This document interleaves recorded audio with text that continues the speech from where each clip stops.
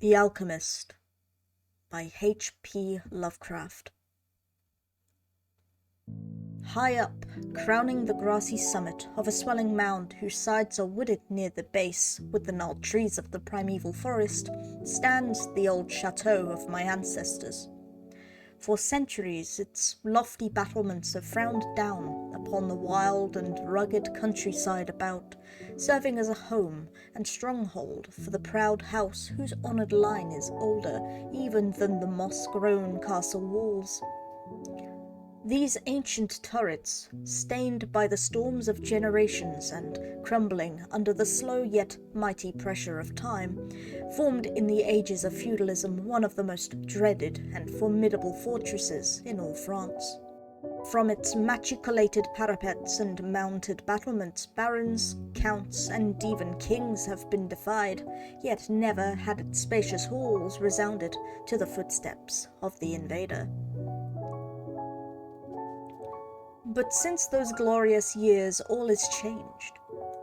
A poverty but little above the level of dire want, together with a pride of name that forbids its alleviation by the pursuits of commercial life, have prevented the scions of our line from maintaining their estates in pristine splendour, and the falling stones of the walls, the overgrown vegetation in the parks, the dry and dusty moat, the ill-paved courtyards and toppling towers without, as well as the sagging floors, the worm-eaten wainscots, and the faded tapestries within, all tell a gloomy tale of fallen grandeur. As the ages passed, first one, then another of the four great turrets were left to ruin, until at last but a single tower housed the sadly reduced descendants of the once mighty lords of the estate. It was in one of the vast and gloomy chambers of this remaining tower that I, Antoine, last of the unhappy and accursed Comte de C, first saw the light of day, 90 long years ago. Within these walls, and amongst the dark and shadowy forests, the wild ravines and grottos of the hillside below, were spent the first years of my troubled life. My parents I never knew. My father had been killed at the age of 32, a month before I was born, by the fall of a stone somehow dislodged from one of the deserted parapets of the castle. And my mother, having died at my birth, my care and education devolved slowly upon one remaining servitor, an old and trusted man of considerable intelligence, whose name I remember as Pierre. I was an only child, and the lack of companionship which this fact entailed upon me was augmented by the strange care exercised by my aged guardian in excluding me from the society of the peasant children whose abodes were scattered here and there upon the plains that surround the base of the hill. At the time, Pierre said that this restriction was imposed upon me because my noble birth placed me above association with such plebeian company. Now I know that its real object was to keep from my ears the idle tales of the dread curse upon our line that were nightly told and magnified by the simple tenantry as they conversed in hushed accents in the glow of their cottage hearths. Thus isolated and thrown upon my own resources, I spent the hours of my childhood in poring over the ancient tomes that filled the shadow-haunted library of the chateau, and in roaming without aim or purpose through the perpetual dusk of the spectral wood that clothed the side of the hill near its foot. It was perhaps an effect of such surroundings that my mind early acquired a shade of melancholy. Those studies and pursuits which partake of the dark and occult in nature most strongly claimed my attention. Of my own race I was permitted to learn singularly little, yet what small knowledge of it I was able to gain seemed to depress me much. Perhaps it was, at first, only the manifest reluctance of my old preceptor to discuss with me my paternal ancestry that gave rise to the terror which I ever felt at the mention of my great house. Yet as I grew out of childhood, I was able to piece together disconnected fragments of discourse, let slip from the unwilling tongue which had begun to falter in approaching senility, that had a sort of relation to a certain circumstance which I had always deemed strange, but which now became dimly terrible. The circumstance to which I allude is the early age at which all the Comtes of my line had met their end. Whilst I had hitherto considered this but a natural attribute of a family of short-lived men, I afterward pondered long upon these premature deaths, and began to connect them with the wanderings of the old man, who often spoke of a curse which for centuries had prevented the lives of the holders of my title from much exceeding the span of 32 years.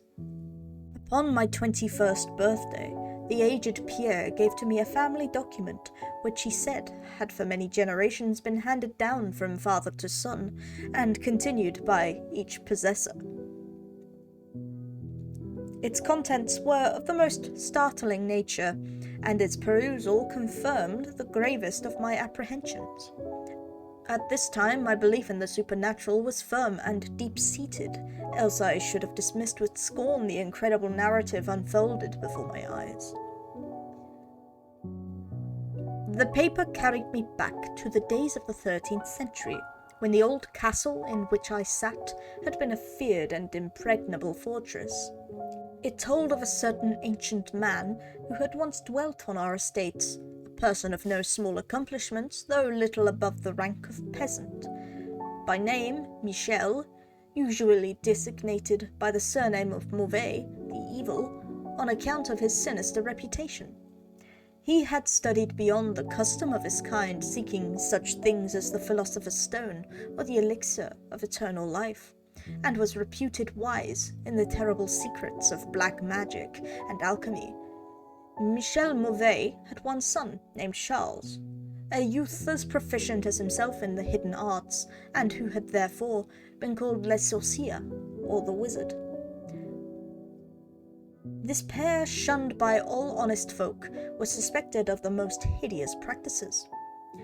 Old Michel was said to have burnt his wife alive as a sacrifice to the devil, and the unaccountable disappearances of many small peasant children were laid at the dreaded door of these two. Yet through the dark natures of the father and the son ran one redeeming ray of humanity.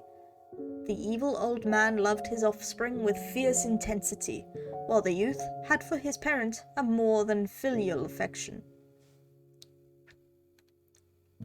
One night the castle on the hill was thrown into the wildest confusion by the vanishment of young Godfrey, son to Henri the Comte. A searching party, headed by the frantic father, invaded the cottage of the sorcerers, and there came upon old Michel Mauvais, busy over a huge and violently boiling cauldron. Without certain cause, in the ungoverned madness of fury and despair, the Comte laid hands on the aged wizard, and ere he released his murderous hold, his victim was no more. Meanwhile, joyful servants were proclaiming the finding of young Godfrey in a distant and unused chamber of the great edifice, telling too late that poor Michel had been killed in vain. As the Comte and his associates turned away from the lowly abode of the alchemists, the form of Charles le Sorcier appeared through the trees. The excited chatter of the menials standing about told him what had occurred, yet he seemed at first unmoved at his father's fate. Then, slowly advancing to meet the Comte, he pronounced in dull yet terrible accents the curse that ever afterwards haunted the house of C. May ne'er a noble of thy murderous line survive to reach a greater age than thine, spake he, when, suddenly leaping backwards into the black wood, he drew from his tunic a phial of colourless liquid, which he threw into the face of his father's slayer as he disappeared behind the inky curtain of the night. The Comte died without utterance, and was buried the next day, but little more than 32 years from the hour of his birth. No trace of the assassin could be found, though relentless bands of peasants scoured the neighbouring woods and the meadowland around the hill. Thus time and the want of a reminder dulled the memory of the curse in the minds of the late Comte's family, so that when Godfrey, innocent cause of the whole tragedy and now bearing the title, was killed by an arrow whilst hunting at the age of 32, there were no thoughts save those of grief at his demise. But when, years afterward, the next young Comte, Robert by name, was found dead in a nearby field from no apparent cause. The peasants told in whispers that the seigneur had but lately passed his 32nd birthday when surprised by early death. Louis Saint-Robert was found drowned in the moat at the same fateful age, and thus down through the centuries ran the ominous chronicle. Henri's, Robert's, Antoine's, and Armand's, snatched from happy and virtuous lives when little below the age of their unfortunate ancestor at his murder. That I had left at most but 11 years of further existence was made certain to me by the words which I read. My life, previously held at small value, now became dearer to me each day, as I delved deeper and deeper into the mysteries of the hidden world of black magic. Isolated as I was, modern science had produced no impression upon me, and I laboured as in the Middle Ages, as rapt as had been old Michel and young Charles themselves, in the acquisition of demonological and alchemical learning. Yet read as I might, in no manner could I account for the strange curse upon my line. In unusually rational moments, I would even go so far as to seek a natural explanation, attributing the early deaths of my ancestors to the sinister Charles Le Sorcier and his heirs. Yet having found upon careful inquiry that there were no known descendants of the Alchemist, I would fall back to occult studies and once more endeavour to find a spell that would release my house from its terrible burden.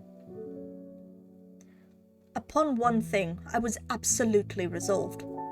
I should never wed, for since no other branches of my family were in existence, I might thus end the curse with myself. As I drew near the age of 30, old Pierre was called to the land beyond. Alone I buried him beneath the stones of the courtyard about which he had loved to wander in life. Thus was I left to ponder on myself as the only human creature within the great fortress, and in my utter solitude my mind began to cease its vain protest against the impending doom, to become almost reconciled to the fate which so many of my ancestors had met. Much of my time was now occupied in the exploration of the ruined and abandoned halls and towers of the old chateau, which in youth fear had caused me to shun, and some of which, old Pierre had once told me, had not been trodden by human foot for over 4 centuries. Strange and awesome were many of the objects I encountered. Furniture covered by the dust of ages and crumbling with rot of long dampness met my eyes. Cobwebs in a profusion never before seen by me were spun everywhere, and huge bats flapped their bony and uncanny wings on all sides of the otherwise untenanted gloom. Of my exact age, even down to days and hours, I kept a most careful record. For each movement of the pendulum of the massive clock in the library told up so much more of my doomed existence. At length I approached that time which I had so long viewed with apprehension. Since most of my ancestors had been seized some little while before they reached the exact age of Comte Henri at his end, I was every moment on the watch for the coming of the unknown death. In what strange form the curse should overtake me, I knew not. But I was resolved, at least, that I should not find me a cowardly or a passive victim. With new vigour I applied myself to my examination of the old chateau and its contents.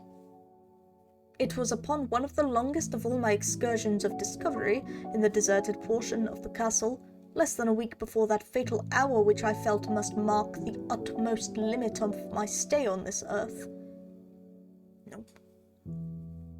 It was upon one of the longest of all my excursions of discovery in the deserted portion of the castle, less than a week before that fatal hour which I felt must mark the utmost limit of my stay on earth, beyond which I could have not even the slightest hope of continuing to draw breath, that I came upon the culminating event of my whole life. I had spent the better part of the morning in climbing up and down the half-ruined staircases in one of the most dilapidated of the ancient turrets. As the afternoon progressed, I sought the lower levels, descending into what appeared to be either a medieval place of confinement or a more recently excavated storehouse for gunpowder. As I slowly traversed the nitre-encrusted passageway at the foot of the last staircase, The paving became very damp, and soon I saw by the light of my flickering torch that a blank, water-stained wall impeded my journey. Turning to retrace my steps, my eye fell upon a small trapdoor with a ring, which lay directly beneath my feet. Pausing, I succeeded with difficulty in raising it, whereupon there was revealed a black aperture, exhaling noxious fumes which caused my torch to sputter, and disclosing in the unsteady glare the top of a flight of stone steps. As soon as the torch, which I lowered into the repellent depths, burned freely and steadily, I commenced my descent.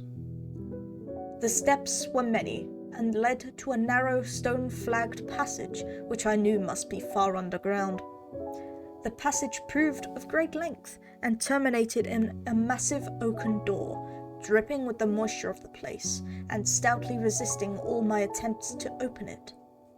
Ceasing after a time my efforts in this direction, I had proceeded back some distance toward the steps, when there suddenly fell to my experience one of the most profound and maddening shocks capable of reception by the human mind.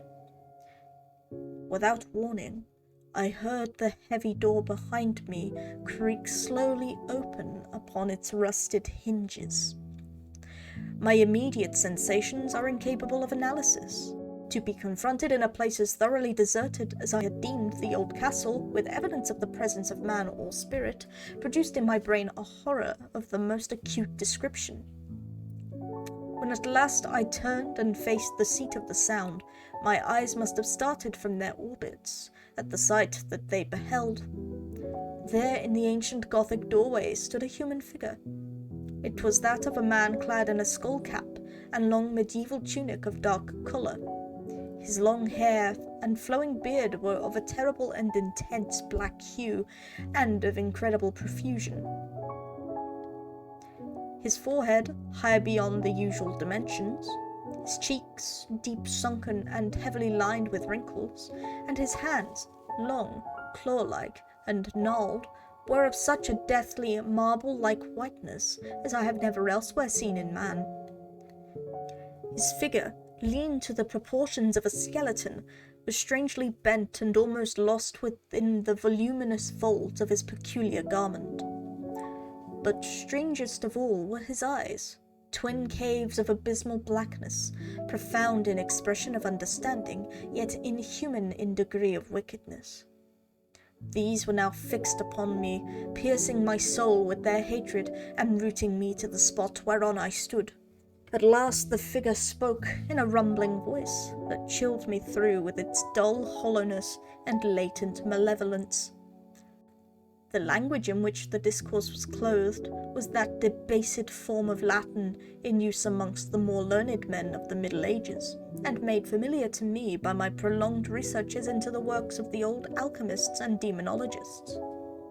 The apparition spoke of the curse which had hovered over my house, told me of my coming end, dwelt on the wrong perpetrated by my ancestor against old Michel Mauvais, and gloated over the revenge of Charles le Sorcier. He told how the young Charles had escaped into the night, returning in after years to kill Godfrey, the heir, with an arrow just as he approached the age which had been his father's at his assassination. How he had secretly returned to the estate and established himself, unknown, in the even then deserted subterranean chamber whose doorway now framed the hideous narrator. How he had seized Robert, son of Godfrey, in a field, forced poison down his throat and left him to die at the age of 32, thus maintaining the foul provisions of his vengeful curse. At this point I was left to imagine the solution of the greatest mystery of all, how the curse had been fulfilled, since that time when Charles le Sorcier must, in the course of nature, have died, for the man digressed into an account of the deep alchemical studies of the two wizards, father and son, speaking most particularly of the researches of Charles le Sorcier concerning the elixir, which should grant to him who partook of it eternal life and youth. His enthusiasm had seemed, for the moment, to remove from his terrible eyes the hatred that had first so haunted them. But suddenly the fiendish glare returned, and with a shocking sound like the hissing of a serpent, the stranger raised a glass vial with the evident intent of ending my life, as had Charles Le Sorcier 600 years before, ended that of my ancestor. Prompted by some preserving instinct of self-defense, I broke through the spell that had hitherto held me immovable, and flung my now dying torch at the creature who menaced my existence.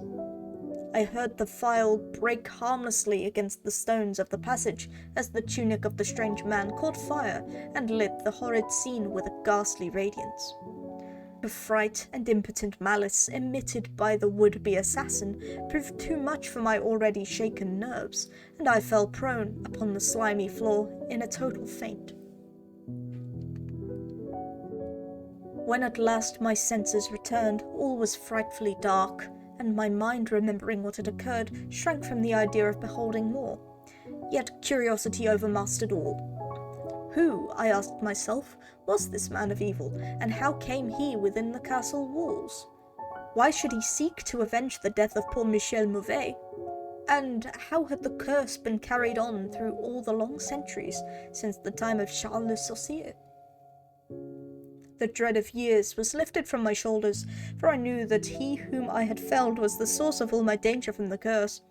And now that I was free, I burned with the desire to learn more of the sinister thing that had haunted my line for centuries, and make my own youth one long-continued nightmare.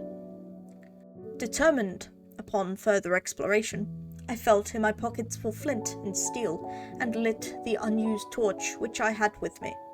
First of all, the new light revealed the distorted and blackened form of the mysterious stranger. The hideous eyes were now closed. Disliking the sight, I turned away and entered the chamber beyond the Gothic door. Here I found what seemed much like an alchemist's laboratory. In one corner was an immense pile of a shining yellow metal that sparkled gorgeously in the light of the torch. It may have been gold, but I did not pause to examine it, for I was strangely affected by that which I had undergone. At the farther end of the apartment was an opening leading out into one of the many wild ravines of the dark hillside forest. Filled with wonder, yet now realizing how the man had obtained access to the chateau, I proceeded to return. I had intended to pass by the remains of the stranger with averted face, but as I approached the body, I seemed to hear emanating from it a faint sound, as though life were not yet wholly extinct. Aghast, I turned to examine the charred and shriveled figure on the floor. Then all at once the horrible eyes, blacker even than the seared face in which they were set, opened wide with an expression which I was unable to interpret. The cracked lips tried to frame words which I could not well understand. Once I caught the name of Charles Le Sorcier, and again I fancied that the words years and curse issued from the twisted mouth. Still I was at a loss to gather the purport of his disconnected speech. At my evident ignorance of his meaning, the pitchy eyes once more flashed malevolently at me, until, helpless as I saw my opponent to be, I trembled as I watched him. Suddenly the wretch, animated with his last burst of strength, raised his hideous head from the damp and sunken pavement. Then, as I remained, paralyzed with fear, he found his voice, and in his dying breath screamed forth those words which have ever afterward haunted my days and my nights. "Fool!" he shrieked. "Can you not guess my secret? Have you no brain whereby you may recognize the will which has through 6 long centuries fulfilled the dreadful curse upon your house? Have I not told you of the great elixir of eternal life? Know you not how the secret of alchemy was solved? I tell you, it is I, that have lived for 600 years to maintain my revenge, for I am Charles Le Sorcier,